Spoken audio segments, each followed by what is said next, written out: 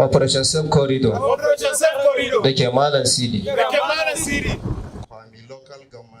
Welcome to this special program. My name is Zafalabi Wahab, your host. For a long time, Nigerians have been agitating against the amnesty given to Boko Haram. But most people doesn't know what is behind the motive of the Nigerian military doing that. But one of the general have come out to tell Nigerians their real motive, the secret behind that. But if you listen to this, kindly share your opinion on the message section. If you agree with him or if you are not, your comment will go a long way to make a difference. Thank you for joining us. Let's watch this video now.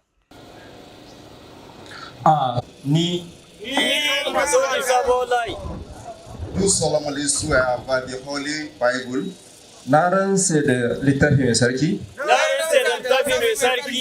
that I will be faithful, obedient and committed to the Federal Republic of Nigeria. Thank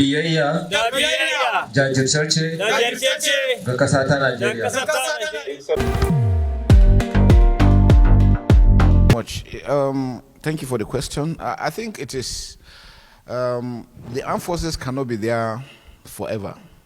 It is just to create that enabling environment for the other aspects of the non-kinetics, now bringing back the government authority, the police resuming, civil authority coming back, taking the responsibility until that extent that there is no threat that affects the community, and they will be able to roll without the military, and then the military will go. But again, if we look at contemporary challenges, it's unlike the conventional one. Conventional usually is between one country and another, and there's now the situation we're having, because it's a globalized world, the challenges are now within.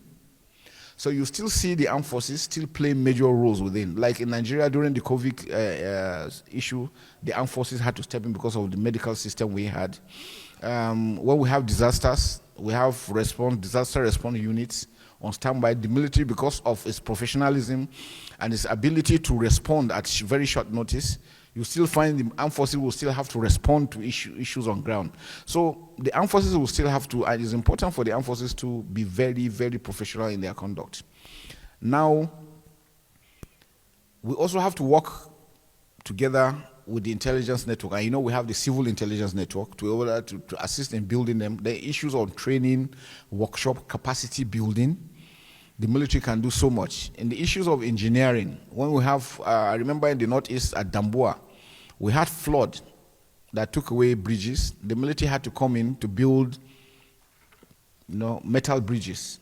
So we have sort of these capabilities that are military inclined, but that could also be used for civilian purposes, and which is very, very critical, that we must continue to work together. I do not see a situation where you say totally the military is in the barracks and they don't do anything. It's not going to happen anymore. With the issues we're having on ground, the military will still have to, and again, the military is so much into educational things.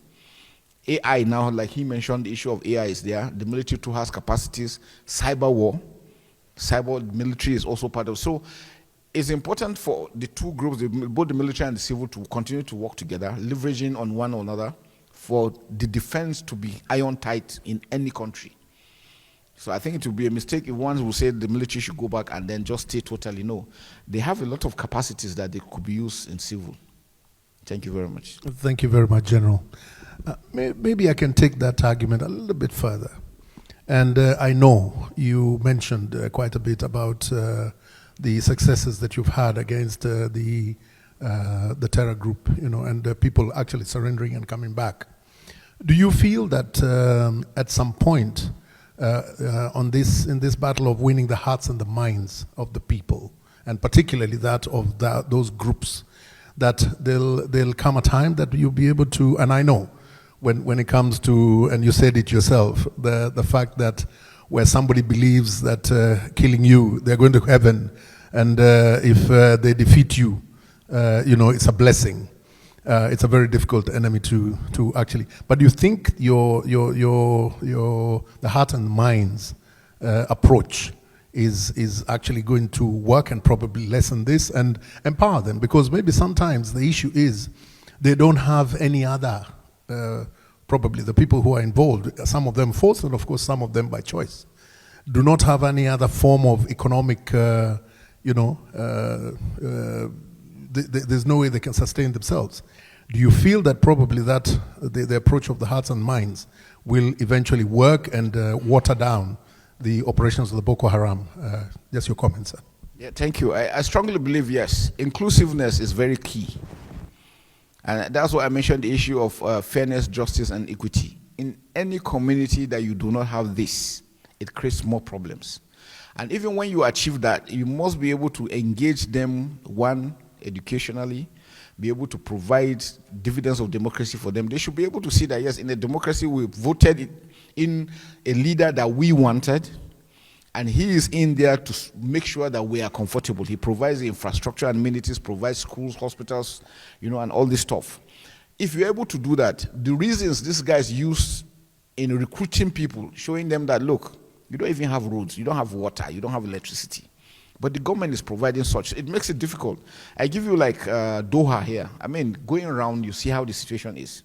Anybody living here will know that he's well taken care of. Medical issues are addressed, and so all he needs is to be a good citizen. And then while being monitored, then what we do is that immediately they surrender, they report to the closest military location, we disarm them, we hand them over to the intelligence agency with the police, they are profiled, then medical attention is given to them before they are taken to the camps. And when we take them to the camp, it's the government, the state government that takes care of the camps, the management and the administration. And then so we're able to also identify them who are the main perpetrators, who are just those ones that were conscripted, which ones are. So we separated them from the children and the elderly and the women. So we provided different kinds of services for each of them, especially to build capacity. And part of it is the de-radicalization process for those ones that have been radicalized. Now that is a very slow and long process. So we have religious leaders that are well schooled, that are with them, interfacing with them, and bringing these things back to their mind and telling them the right things. Because what we understand is that some of them, most of them are using, have skewed the interpretation of the Quran to suit what they want. So we have leaders now that will sit down and tell them the proper thing, how it's supposed to be, not what they think or not what they are being taught.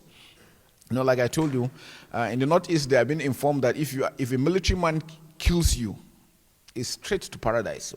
But if a civilian kills you, you might go to hell. So if he's fighting a military man, he would rather a military man kills him than the civilian.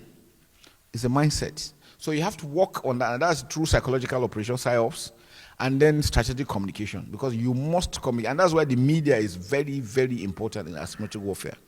You must be able to project so that people will see. I give you another example. We had some of them that were to be taken to Abuja from Maiduguri. By road is about almost about 10 hours trip. But the impression they gave them, their commanders gave them in the field, is that Maiduguri is only Nigeria. You understand? To tell you how they brainwashed them. So when they came and they were driving and they took 3, 4, 5, 6 hours, so the guys kept on asking, where are we going to? They said, we are going to Nigeria. We are still in Nigeria. I said, no, that Nigeria is not this big. How can we be driving for this long?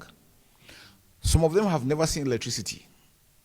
So when they talk to them, they will tell you, that, look, they were told that even in daytime, even at night, it's still like data because there's they don't know. So the media is the one that will bring out those highlights for them to understand that, look, these guys are just lying to you. And the commanders are making a hell of money. And they are living larger than life.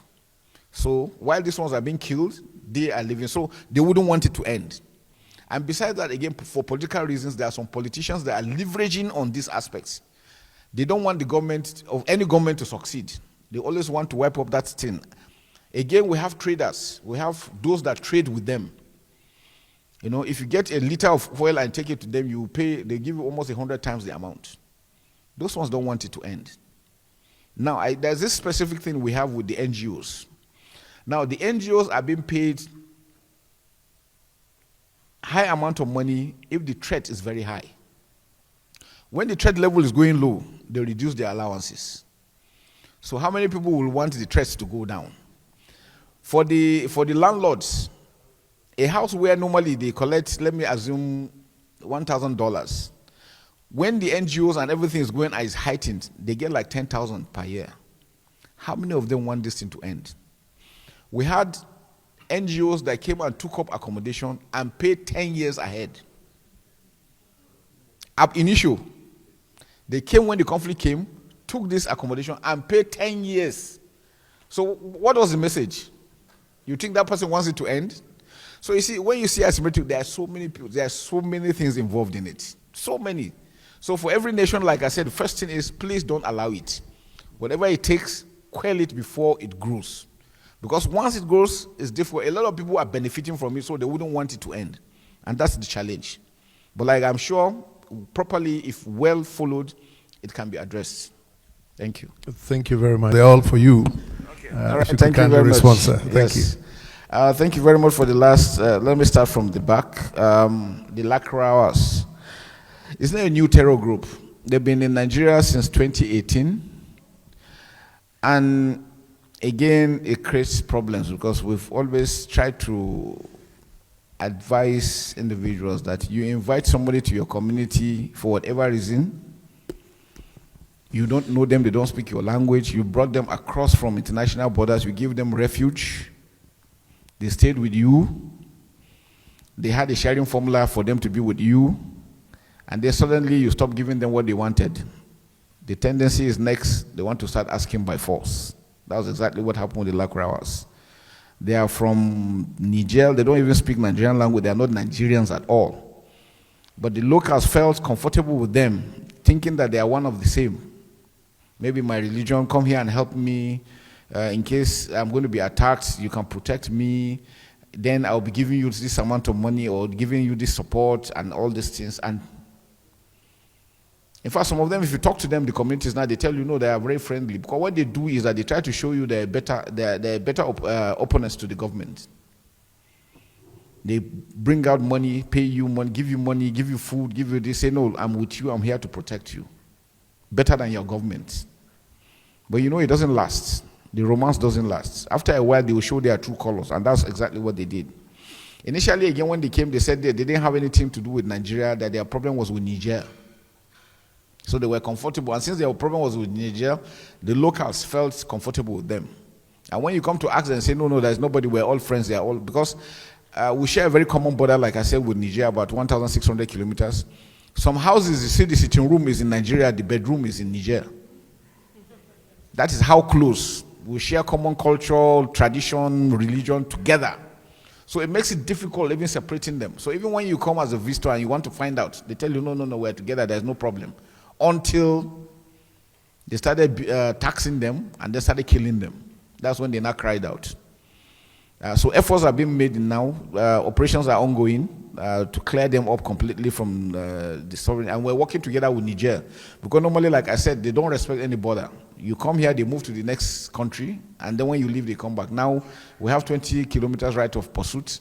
The Nigerians are working together with us. So we're addressing the gradual. But like I said, it's a difficult operation because the only way you identify them is if you see them armed. Or else they're just like any other person. So if the villagers tell you they are our friends or they are our relations, what do? That's the difficulty in asymmetric warfare. But we're working on it, and then the intelligence agencies are equally down there following up the issue. On the issue of the IDPs and probably refugees, yes, psychological operations have been, we have psychologists. In the military we have, like everything, every space of life you have in the civil, we have in the military. It's just like in the civil, probably more, but in the military, small but very, very efficient. So even for our troops, because of post-traumatic stress disorder, we have for our troops, when they are before they go, we brief them. When they are leaving the theater, we also take them back and give them some psychological, because we don't want them to go back with that mindset back to the community. Sometimes they go back with a lot of rage because of what they've seen, what they've gone through. So we do that. Likewise, part of the de-radicalization program we're doing is we have the psychologists to also take part, apart from the religious leaders, because it's a holistic thing, and we know the importance of mental health issues again, and so those are the things that have been addressed quite very well. And the issue of the ratios of non-kinetics, well, the ratio, maybe you look at it from the level that at least now the rates of attacks have gone down.